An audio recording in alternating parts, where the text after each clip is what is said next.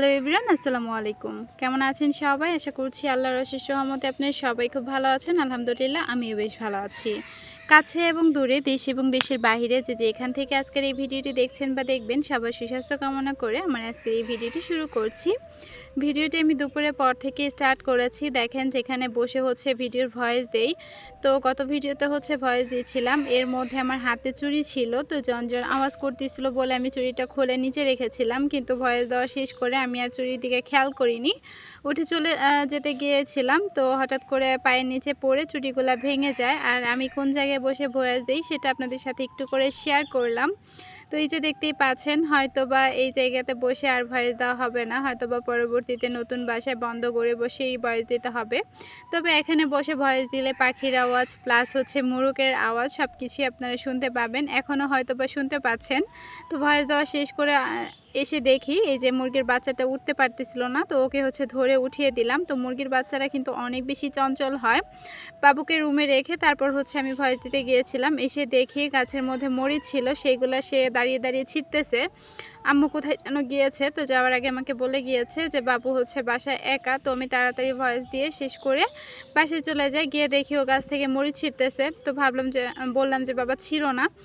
তো ওকে অনেক সরানোর চেষ্টা করলাম, বাট রেগে গিয়েছে। ও এরকমই করে, দেখবেন ওকে একটা জিনিস মানা করলে ও বেশি রেগে যায়। তো এটা আপনার ভিডিও জুড়ে থাকলে দেখতেই পাবেন। এদিকে আইসক্রিমওয়ালা এসেছে। তো এই যে লোকটা দেখেন, এখানে একটা ঘটনা আপনাদের সাথে শেয়ার করি। আমার কাছে 20 টাকা ছিল, তো 10 টাকা করে আইসক্রিম। তো আমি বললাম যে একটা দেন। তো উনি বলতেছে যে 3টা দিয়ে দেই। তো উনি এরকমই আমাকে 20 টাকা দিলে 3টা আইসক্রিম দেয়। যেহেতু আমরা মা ছেলে 3 জন, আর প্রতিদিনই কম বেশি আমরা আইসক্রিম রাখি। তো এই লোকের সাথে ঘটনা যেটা ঘটেছে, কিছুদিন আগে উনি আমাকে মানে আমিও আমার ছেলেকে দিয়ে পাঠাই আইসক্রিম আনার জন্য। তো 3টা আইসক্রিম আমার ছেলে নিয়ে আসে। তো আইসক্রিমগুলো আমার গলে গিয়েছিল, দেখে মনে হলো যে 5 টাকার আইসক্রিম। পরে আমি আবার দৌড়ে যাই যে আপনি 15 টাকা রাখবেন, আপনি কেন 30 টাকা রাখছেন? তো উনি বলতেছে এটা 10 টাকার আইসক্রিম, আমি 5 টাকার আইসক্রিম বিক্রি করি না। পরে আমি ওনাকে বললাম যে এই আইসক্রিম কে 10 টাকা করে কিনবে? একদম গলে পড়ে গিয়েছিল। আমার রাগ উঠে যায়। তো পরবর্তীতে আমি ওনাকে বলেছিলাম যে নিতে হয় আপনি চেয়ে নেবেন, এভাবে মানুষকে ঠকিয়ে কেন নিচ্ছেন? তো এর 2-3 দিন পর উনি এসে আমাকে খোঁজ করেন। তো হঠাৎ করে খোঁজ করে আমি ওনাকে জিজ্ঞেস করলাম যে কী ব্যাপার, আপনি আমাকে খোঁজ কেন করতেছেন? তো উনি বলল যে মা, তোমার সাথে ওই দিন রাগারাগি হওয়ার পরই আমার অনেকগুলো টাকা হারিয়ে যায়। মানে ওই দিন ওনার বিক্রি সব টাকা হারিয়ে যায়। এই কথাটা শোনার পর আমার অনেক বেশি খারাপ লাগছে। তো উনি আমাকে বলতেছে, মা তুমি মনে হয় অভিশাপ দিয়েছো। পরে আমি বললাম যে না আঙ্কেল, আমি আপনাকে অভিশাপ দিইনি, আমি তো আপনার উপর রাগও না। তো ওই দিন জাস্ট ওই কথাটা বলে আমি ওখান থেকে চলে যাই। তার কোনো কথাই বলিনি বা মনে মনে আছে যে রাগ। কিন্তু একটা জিনিস দেখেন, কেউ যদি আপনার সাথে অবিচার করে, তার বিচার কিন্তু আল্লাহ তাআলা করে দেন। সেটা দুনিয়াতেই করে দেন। আল্লাহ তাআলা কিন্তু ছাড় দেন, কিন্তু ছেড়ে দেন না। তো এটা আমার সাথে হয়। আল্লাহর একটা রহমত আমার উপরে আছে। তো ওই লোকটা অনেক মাফ টাফ চাইলো আমার কাছে। আমিও বললাম যে আঙ্কেল, আপনি মুরব্বী মানুষ, আপনার সাথে আমি খারাপ ব্যবহার করেছি, আপনি আমাকে মাফ করে দিবেন। তো ওই দিন উনি আরেকটা ফ্রি আইসক্রিম আমাকে দিয়ে যায়। তো এরপর থেকে উনি 20 টাকা দিয়ে আমাকে 3টা আইসক্রিম সবসময় দিয়ে যায়। আর এদিকে একটা পাতিল ছিল যেটাতে পানি গরম করে জামা কাপড় ধুয়েছিলাম। তো সেটা আর মাজা হয়নি। তো এখন মেজে এটা একটু রোদে শুকাতে দিব, যেহেতু সব কিছু প্যাকিং করতে হবে। এদিকে হরেক মাল এসেছে। তো এই যে দেখেন, আজাইরা 2টা জিনিস রেখে বসেছি। যদিও বা এই 2টা জিনিস কিন্তু আমার কোনো প্রয়োজন ছিল না। পরে ভাবলাম বাসা যেহেতু চেঞ্জ করছি, সবজি কাটার জন্য এটা আমার লাগবেই। আর এখন গাছের মধ্যে পানি দিয়ে দিয়েছি, প্রায় বিকাল হয়েই এসেছে। এখনও রোদ কমেনি, বেশ অনেকটা রোদ কিন্তু আছে। কিন্তু এই যে এই জায়গাটুকুর রোদটা কমে গেছে। তো দেখলাম যে আমার গাছগুলোও ঝিমিয়ে গেছে। আর প্রত্যেকটা টব আমি ধুয়ে প্রত্যেকটা গাছ এখানে জড়ো করে রেখেছি। আর আপনাদের সাথে গত ভিডিওতে একটা আমার ছেলেকে নিয়ে একটা কাহিনী শেয়ার করেছিলাম। তো সেই বিষয়টা আপনাদের সাথে একটু ক্লিয়ার করছি। যে লোকটা আমাকে বেয়াদব বলেছিল, তো সেই লোকটা চুরি করে ধরা পড়েছে। তো দেখেন, উনি আমাকে এলাকাতে বেয়াদব বলেছে এত এত লোকের সামনে, আর অনেক লোক তার সাথে সায় মিলিয়েছে। তো দেখেন আল্লাহর কি খেলা। উনি পরের দিন, আমি যেদিন আপনাদের সাথে ভিডিওটা শেয়ার করেছি, ঠিক ওই দিনই উনি মোবাইল চুরি করে ধরা খায়। তো বোঝেন অবস্থা। উনি নাকি হিন্দু থেকে মুসলিম হয়েছেন, তো এই জন্য আসলে মাইরটার খায় নাই। কিন্তু দেখেন উনি আমার সম্মানহানি করেছে, আল্লাহ ঠিকই তার সম্মান কিন্তু হানি করে দিয়েছে। তো আল্লাহর উপর আমার সবসময় এটুকু বিশ্বাস আছে, উনি আমাকে কখনোই হতাশ করেন না। আর আমি খুব সহজে আসলে হতাশ হই না। খুব কষ্ট যখন লাগে, দেখা যাচ্ছে একটা জিনিস কয়েকবার করতে করতে তখন আমি হতাশার দিকে চলে যাই। এদিকে পাখির খাঁচাগুলোও একটু ধুয়ে দিব। এখন যেহেতু একটি পাখি আছে, সে কারণে নোংরা একটু কম করে। তো ওকে একটু কলমি শাক দিব। ওর জোড়াটা মরে গিয়েছে আর ও একাই আছে, তো ভাবলাম যে ওকে একটু শাক দিই। তো দেখতেছিলাম যে কুশি বের হয়েছে কিনা বড় বড়, সেইগুলাই বেছে নিচ্ছিলাম। আর এখান থেকে কিছু আমি কেটে আমার টবের মধ্যে লাগিয়ে আমি অন্য নতুন বাসাতে নিয়ে যাব।